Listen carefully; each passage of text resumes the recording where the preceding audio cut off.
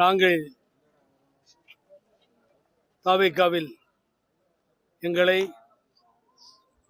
மதம் என்கின்ற மமதை பிடித்த ஒரு சக்தி அதை முழுவதுமாக ஒழித்த ஒரு முதலமைச்சர், ஒரு புரட்சியாளரே என்று சொல்லலாம்.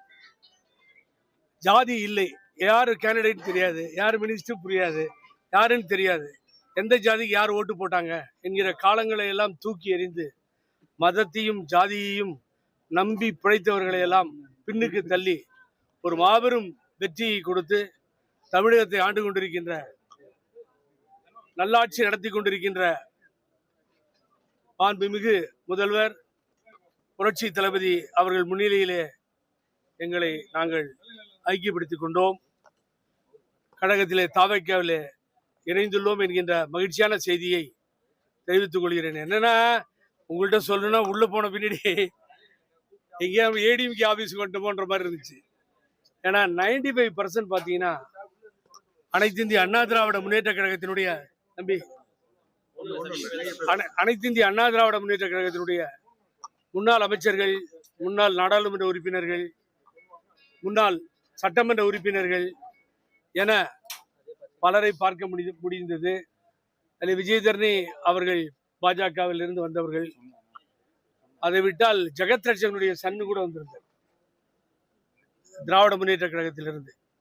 உங்களுக்கு இப்போ நான் உங்களை மீட் பண்ணி ஒரு முக்கியமான பிரச்சனையை யாரும் சொல்லாத சொல்ல போறேன். என்னன்னா, அசம்பிளியில கை காமிச்சாரு முதலமைச்சர், இப்படி கையை காமிச்சாரு அசம்பிளியில், தவறு.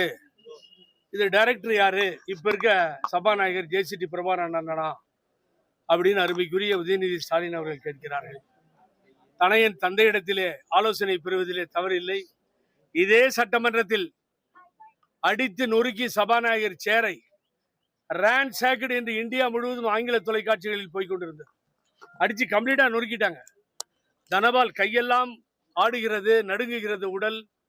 ஆகவே அவ்வளவு பெரிய ரகலையை சட்டமன்றத்திலே செய்ததை முற்றிலுமாக மறந்து விட்டார்கள்.